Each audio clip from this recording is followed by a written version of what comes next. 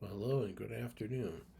I am ready to do another video, and as I said, I'm going to do more videos on World War II aircraft. I'm starting with this one,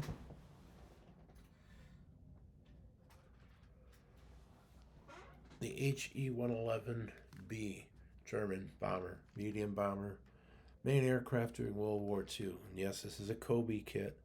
It's a retired Kobe kit, so I don't know if you could buy it unless you buy it on Amazon and pay hundreds of dollars for it. It has retractable landing gear, as all of them do, and a working bomb bay. Before I get into the history of the plane, I'll show you what the features of the model.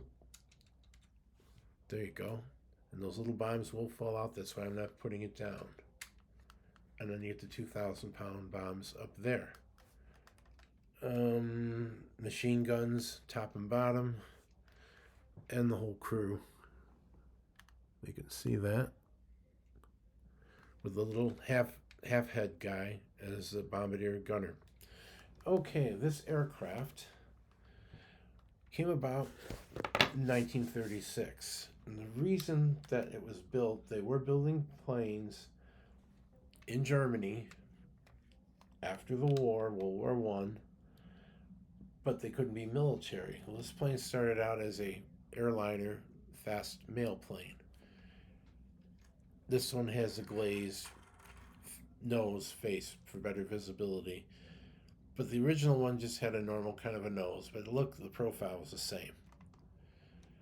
This aircraft was powered by two Junkers Umo or Daimler-Benz inline engines. I will go check on that because I am doing another video on this plane and why it's an important plane. It had a range of about 1,112 miles, a top speed of 249, 5 crew members, various amounts of machine guns, 5 or 6 of them, and a bomb load of 4,400 pounds. Some things listed as 5,000 pounds. Now, why this plane? Why was it used as a bomber? Well, it was designed as that, even though it was supposedly an airliner mail plane. And what they wanted to do is have something modern, monoplane enclosed that could fly formation bombing. Formation bombing to bomb out economic and military targets, but also formation bombing can be used for bombing civilian targets. Well, the Germans at this point here were developing tactics that they would use in World War II. Hence, this plane being sent to Spain in 1936, and not the glazed nose version, the one that's got the conventional nose. I don't have a picture of that. I'm going to try to find one for the next video. So, this plane became famous and got its baptism of fire, that seeing that it can do what it was designed to do as a military plane. On April 26, 1937, when this plane, along with Italian SM-79s, Junkers Ju-52s, did a little bombing excursion of a town in northern Spain called Guernica. You might have seen Pablo Picasso's painting about Guernica, and kind of abstract art and all the destruction. This baby here got its baptism of fire and actually did damage during that.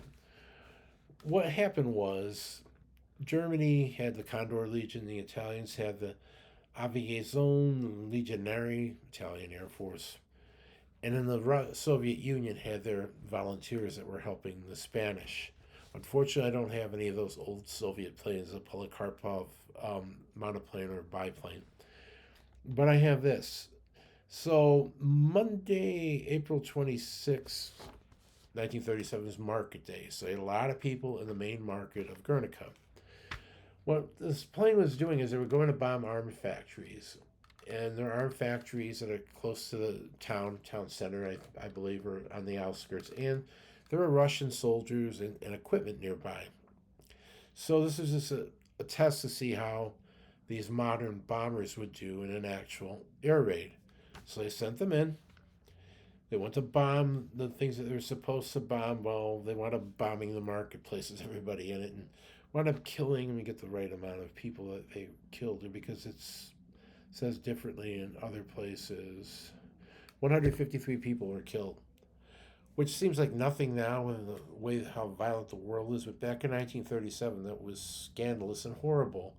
These people in this town got wiped out by planes bombing them from the air. Prelude to World War II. Well, that's where they were developing tactics. And the Luftwaffe did not like to use terror bombing. They thought it was counterproductive. It would just basically piss people off because you'd be killing everybody. Hit the military and economic targets of businesses that make war, and that's what they were going to do with this. Well, they did. They were using 22-pound incendiary bombs and whatever other kind of iron bombs, that would be these, that they could use in Guernica. And it was a success. I mean, it wasn't like on a scale of things the way that they are today. I mean, a monstrous thing, but for what they were testing for and what they wanted to do, it was successful. Their theories would work in practical manners. I mean, on a bigger scale, basically. And they got to have that chance of doing that because in September of 1939, Germany invaded Poland. And guess what? This baby, along with the Dornier 17, which was also in Spain, I didn't mention it. I don't have a model of that. I'd like to get one, but I don't have the space. And then I can give you a close up and more details on the Dornier. But the HE111 went in and flattened Warsaw, flattened other Polish cities. And the reason they were able to flatten them is because the lack of aircraft that can come up and take this baby down. So it was basically had impunity. There were some Polish fighter planes that had speed. They were kind of bizarre looking and open cockpitted monoplanes. They had one, it was a gull wing kind of plane. Might have been able to catch this, but no, didn't do. So this plane basically, I'm going to focus on Western Europe at this time, at the Soviet Union, wound up doing its job and overrunning Poland, and then it went and sat out the phony war while waiting to go and bomb France and the Low Countries. I'm going to try and find some stats here. In Poland, 44 of these bombers were shot down. Were the Germans like upset? I don't know. Maybe they thought they were invincible. They weren't going to lose any. But for the amount that they had, I guess. What makes you lose these planes are lack of fighter coverage to protect them, and basically kind of like doing stuff that they shouldn't be doing if they weren't really designed for. You get a feeling that, I mean, if they had ample protection, which they did, they had the HE109, which outflew anything that the Polish had. So basically, this plane, I mean, got shot down by anti-aircraft, probably other stuff, but they lost 44 of them. The next time that this aircraft would be used would be in Holland, and that would be in 1940. Well, Holland had the Fokker F-21 monoplane fighter, which is capable of almost 300 miles an hour, fast enough to go up and intercept and shoot these down. That was a very quick kind of a thing. They surrendered rather quickly, but 5 of these were shot down. And another kind of 50 mixed between the actions in Holland and what happened in Belgium.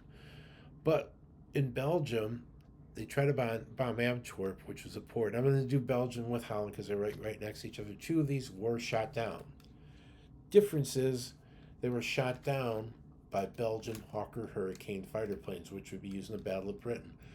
The Hawker Hurricane will, as you see in the Battle of Britain, will go through these planes and just destroy them.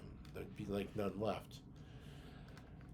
When they went into France, after Belgium and Holland were kind of put under the muster, they started to lose these. They lost a bunch of them. I don't know exact number, but I will go into some specifics now.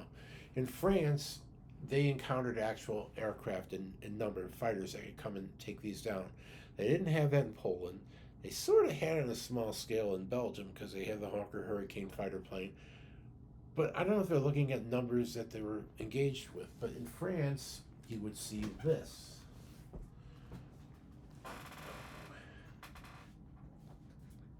You would see the French Air Force flying the Moraine Soleil 406, which is a slow, kind of pokey monoplane, or this, the D-Between D520. This is an actual plane that could knock the smack out of it. It's actually faster than the Hawker Hurricane. Top speed of 350 miles an hour, and in each wing, two 7.5 millimeter machine guns, and in the nose, a very effective 20 millimeter French made Hispano 20 millimeter cannon shooting explosive shells. This plane did very well against the HE111. It can climb, it was fast, it was maneuverable, and armed heavily enough to basically shred the HE111 formations and kind of like have them start losing. The thing was, they had fighter coverage in France because France had a larger air force, but the D-Between could actually outmaneuver and was almost as fast as the ME-109. So if the French pilots were very, very highly skilled in the art of being an interceptor pilot, they had the edge over the German pilots because the planes were almost equal. The only problem was these planes were just coming off the line when they started to fight, so they didn't really see the full potential of what a large group of these could do. But the ones that went up there did some real butt smacking on the Germans, and the Germans realized that they were going to need escort fighters for the HE-111. Which brings me now to June of 1940. And you know what that is? That would be Dunkirk, the British leaving France, and a lot of these planes getting taken by the Luftwaffe and handed to Romanians and other allies. And you're waiting now on the shores of Britain. And that's where the story, in June of 1940 and on, what happens to this plane is what you're going to see next.